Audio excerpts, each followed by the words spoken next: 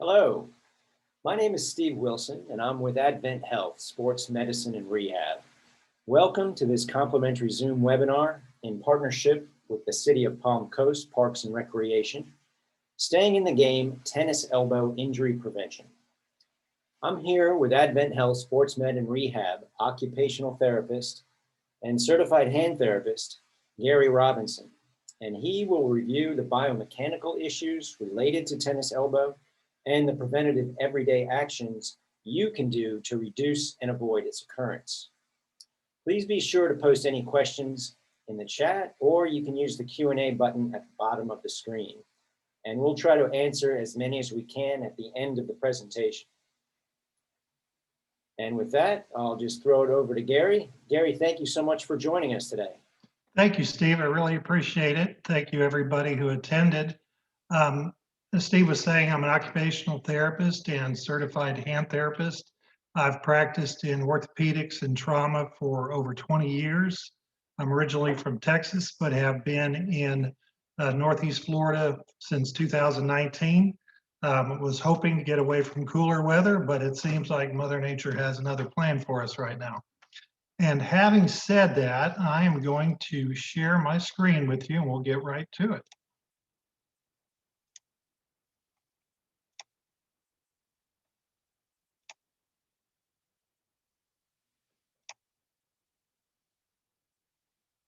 Okay, Steve, can you see that okay? Yeah, that's perfect. Thank you, Gary. All right, so staying in the game, tennis elbow injury profession. So a lot of times patients will come to me and say, I don't even play tennis. I've never picked up a tennis racket.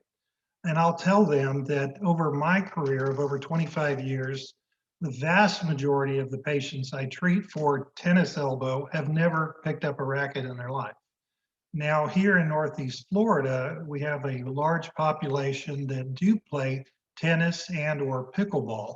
But I want you to also understand that you don't have to play tennis to get tennis elbow. Tennis elbow is an overuse injury. So what exactly is an overuse injury?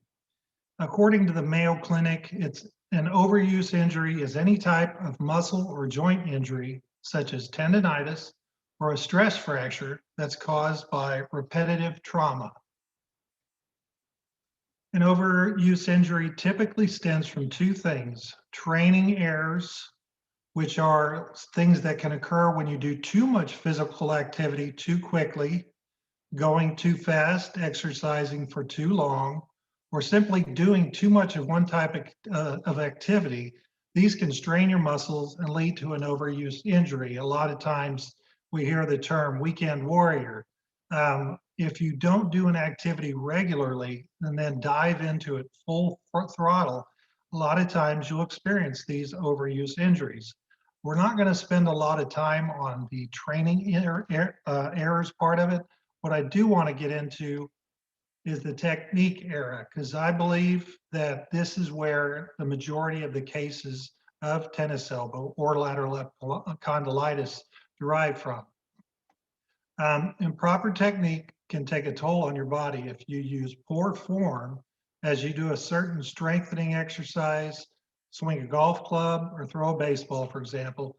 You may overload certain muscles and cause an overuse injury.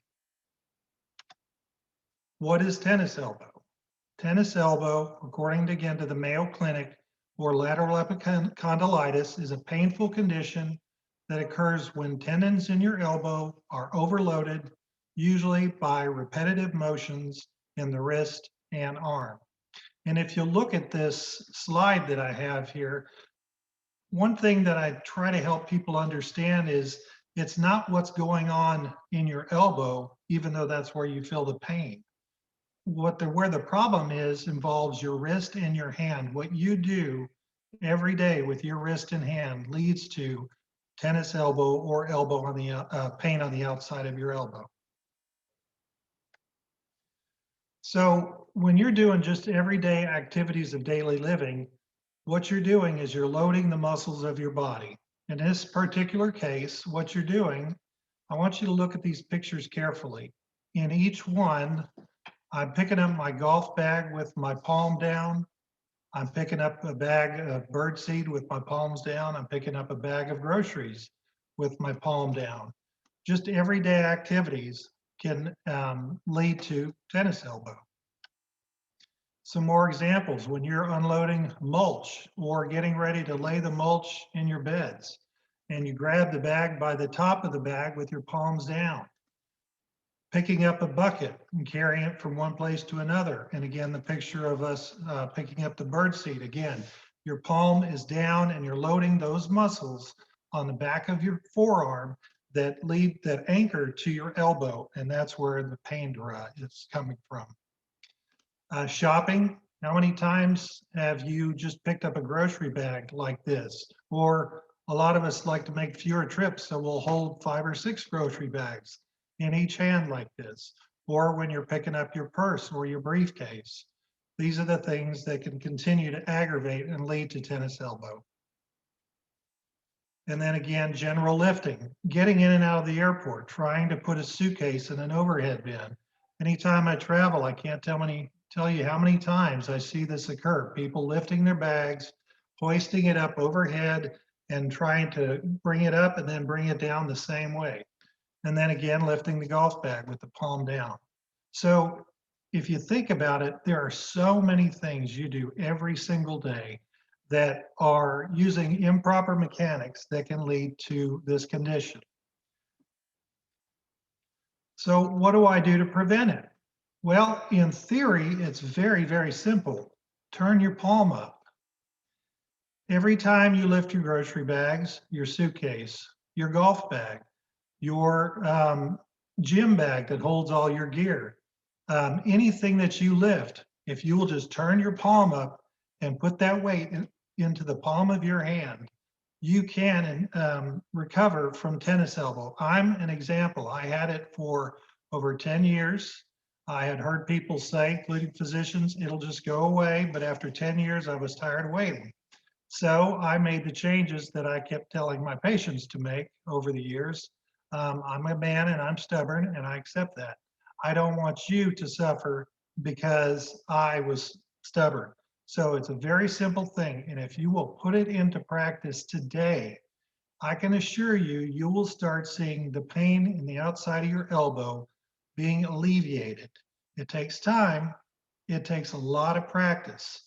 Some other examples of how lifting improperly, getting wet laundry out of your washing machine, loading it in the dryer. Is your palm up? Is your palm down? Lifting up a skillet or a pan on the stove. Is your palm up or is your palm down? These are all the little things that we do day in and day out that load those muscles and aggravate that tendon. And one day you wake up and you really are in a lot of pain. So here's some examples of the right ways to lift. Turn your palms up when you're lifting those bags of seed or mulch, lifting that bag, that bucket of paint or what have you. Turn your palms up. When you lift your purse or groceries bags, turn your palm up every single time. And also remember, it's the same in reverse. When you go to hang your purse up or put the bag down, again, your palm is up. I've had patients say, well, I lifted it this way, but when I put it back, my palm was down. That you have to do it both getting it and placing it. Lifting your golf bag. Here you can see my hand, my palm is up. Lifting your suitcase, my palm is up. So what are the treatment options? What if changing the way I lift doesn't really cut it? What if it doesn't make a difference? Well, one of the things that we can do as a certified hand therapist and physical therapist here at AdventHealth Sports Med and Rehab, we can do an evaluation to find out exactly what is going on with your condition, your tennis elbow. For instance, a lot of people don't know that there are 2 things going on with tennis elbow. There's a chronic problem that's been building over decades. And then there's what we call an acute problem, where you had a recent flare up. Maybe you were working extra hard in the yard or played 36 holes of golf and lifted your bag in and out of the cart and the trunk a few times. I can evaluate and show you exactly what's going on physiologically in your body and help you to understand what you can do besides changing the way you lift, but how you can alleviate these symptoms and keep these from coming back. As I said, I had this problem for over a decade. I have been 95% pain-free for several years now. So I can do it. I have no doubt you can too. As an adjunct to therapy, one of the things you could do is a platelet PRP treatment. Sonia Millan is an orthopedic sports physician with AdventHealth here in Palm Coast. She does not do steroid injections, which I'll talk about in a minute, but it prefers to use PRP or Voltaren gel treatment. Now, other physicians will use steroid injections, and I'm not saying it's necessarily a bad thing to do it. It will give you an immediate relief in most cases. The problem is with steroids, it can start breaking down soft tissue over time. So to me, if you can avoid the steroids, that would be the better route to go. The one thing I really want to emphasize, and I've seen it over and over, you want to avoid surgery, and most hand surgeons and orthopedic surgeons will tell you you want to avoid surgery at all costs. These are very delicate tissues. They're very sensitive to surgery. The rehabilitation and recovery is very long. And generally, I don't see patients getting significant pain relief after this procedure. On top of that, if you continue to use poor body mechanics, continue to lift things with your palms down, you will aggravate your elbow again. And while your right arm is recovering from surgery, you'll end up with tennis elbow in your left. And I've seen that countless times over the years. So therapy, behavioral modification, perhaps some steroid gel or PRP, but let's avoid surgery. Thank you very much. As Stephen mentioned, if you have any questions, we would really appreciate it if you would put those in the, what do you call it, the queue, and we will be happy to answer them. Sure. Thank you so much, Gary. Very informative. Yeah, you guys, if you want to just post your questions in the chat, you can do that, or you can just click on that Q&A button right at the bottom of the screen and post them in there as well. We do have one question coming in right now. Now, do braces work? And if so, where are you getting a wrist brace, or are you getting an elbow brace? How does that work, Gary? Over the years, we've gone away from using what's called a counterforce brace. If you can see my arm, it's a brace that wraps around the forearm just on the other side of the elbow. We used to use those a lot. I myself used it for quite a while. Sometimes it seemed it helped, sometimes it seemed it hurt. The research we've done at where I came from, I worked at Vanderbilt University Medical Center for a number of years, found that these counterforce braces were actually causing more harm than good by impeding blood flow and good circulation to healing tissue. So I don't recommend a counterforce brace or that elbow strap. What I do suggest is to have the patient sleep in a wrist brace, which is your typical brace you can buy at CVS or Walmart for carpal tunnel syndrome. It's the same exact splint. What it does, it rests those muscles in your wrist while you sleep. So that would be the approach I would go. Here's a new question. Are there stretches or exercises that can help strengthen in this area? Strength is typically not a problem. People will feel like they're not as strong as they were. And this is not the only condition where they feel that way. Yes, the answer to your question is yes, there are stretches. There are very specific stretches that you need to do to maintain supplety and pliability of those muscles so that you can recover from one day's events to the next. And that's certainly something we could teach you at our clinic.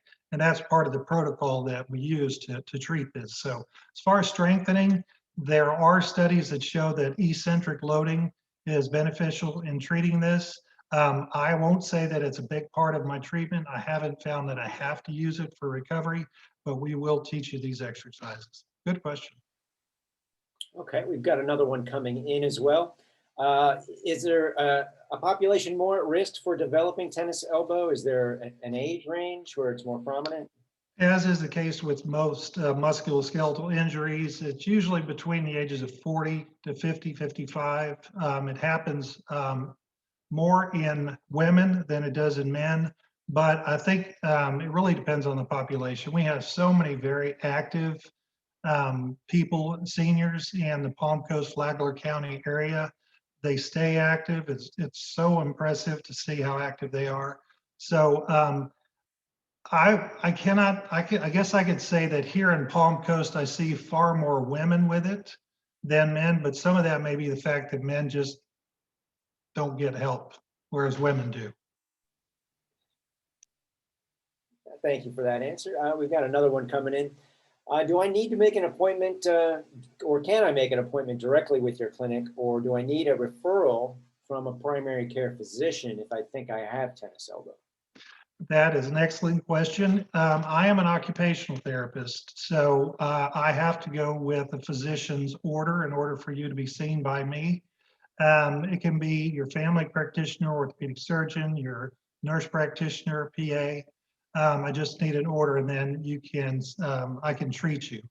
In the near future, we will be opening up what is called direct access at AdventHealth in Palm Coast at both our Parkway and our main campus locations. Direct access allows for physical therapists to be treated for certain musculoskeletal problems without having to go to their doctor first.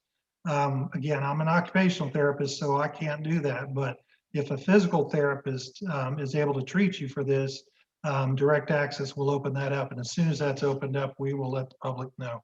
Thank you. Okay, we've got another question here. What are the pros and cons of getting this steroid injection? Good question. The pros are it's pretty much an immediate relief. I mean, the injection is very uncomfortable. The majority of my patients were very, very sore that day and the next day, but within usually 24 to 48 hours, they notice a substantial release or relief from their pain. Again, the problem is you're covering up something with a Band-Aid. The steroid is getting rid of that acute flare-up that you just had, but it's doing nothing to help reverse what got you there in the first place, which is tight muscles, soft tissue injuries, and poor body mechanics. So I won't say don't do it if you really are in a significant amount of pain, but if you can avoid it, I would avoid it. Okay, thank you. Are telehealth visits an option with you for tennis elbow? Telehealth telehealth visits are an option for tennis elbow. Again, you still need a doctor's order because I still have to work off my license. Same thing with physical therapy. Yeah, but yes, telehealth is an option. The one thing that you don't get with that is the soft tissue work, and we do what's called instrument assisted soft tissue mobilization, which is very beneficial in helping with the chronic cases. But yes, to answer your question, telehealth is an option. Okay, excellent. We've got another question coming in. If you do have a flare-up of tennis elbow and you continue to play, are there long-term implications, risks of damage? So to understand what's going on, a lot of patients will have an MRI done on their elbow, and it'll show that there's a tear in that tendon right on the outside of your elbow. I don't know that you necessarily need an MRI to tell you that. Tendonitis is by definition inflammation of the tendon, and it gets inflamed because of microtrauma, tears. It's just a matter of how severe the damage is. To your question, I have had success in helping reverse tennis elbow with tennis pros, people who every single day are playing all day, every day. And so you can still keep playing, but if you don't change the things outside of your game, lifting grocery bags, lifting purses, lifting luggage, whatever you're lifting, you don't change those things, they will take you out of your game. The pain will take you out of your game. So what I tell people is change the things that you have to change. and then you'll be able to enjoy those things that really give you pleasure, like tennis or golf. Gotcha. Here's a new question for you. Can you explain the difference now that everyone's working from home a lot with the current health situation, and people are on their computers probably more often than before? Can you explain the difference between developing carpal tunnel syndrome using your computer and your mouse and that sort of thing, and how that's different from tennis elbow? Tennis elbow, again, is a inflammation of the tendon at the elbow that is caused by repetitive strain and overuse, whereas carpal tunnel syndrome is very different. Carpal tunnel syndrome is a condition where you have compression of the median nerve in the carpal tunnel, which is right here on the palm of your hand. Studies have shown that there are various reasons why people get it. One is if you have a smaller wrist than the general population. Others have said vibrations, such as using power tools or jackhammers. Those will certainly cause it. Just sitting at a computer, there was a study done by the Mayo Clinic back in, I believe, the late 90s, where they showed that if they had 100 people all working at the same type computer desk for the same amount of time, that 10% of those people would show symptoms of carpal tunnel syndrome. So their conclusion was working at a computer does not necessarily correlate to carpal tunnel syndrome. So they're different in that respect, and the treatment for them is very different from tennis elbow. But thinking back on that brace, it's the same brace. Gotcha. Okay. We've got one more question here. Is hydrotherapy effective? Hot water. It certainly feels good. If you have an acute inflammation, you just had a really active weekend, you dug up all sorts of plants and put in new plants and all these, you're going to be inflamed. The best remedy for that is not heat, although it will relax the muscles and it will make you feel better. I'm not a big fan of ice, never have been. That's why I moved to Florida. But when you have a flare up, that's the best thing for you. As far as hydrotherapy, running your forearm and elbow against the jets of your hot tub feels wonderful, and it will give you some relief, but in the long run, it won't really change anything. Okay, well, that's disappointing to hear. We've got another question here. Are NSAIDs, ibuprofen, helpful for tennis elbow? In the short term, for some immediate relief, some have found that they do provide some relief. NSAIDs give you some sort of a anti-inflammatory response to relieve acute inflammation. But you don't really want to take those regularly. They're not good for your stomach. They're not good for your liver. And it'd be easier if you just avoided them whenever you can and just work on changing those mechanics that we talked about. Turn your hand over, do it over every single time. That would be my recommendation. Okay, thank you for that, Gary. Do we have any other questions from the audience? I don't see any coming through. If not, Gary, thank you so much for the information, and thank you so much for the time. And thank you everyone out there for joining us. And thank you to the City of Palm Coast Parks and Recreation for this partnership. And again, this video will be recorded, and we'll make it available to anyone who wasn't able to attend today.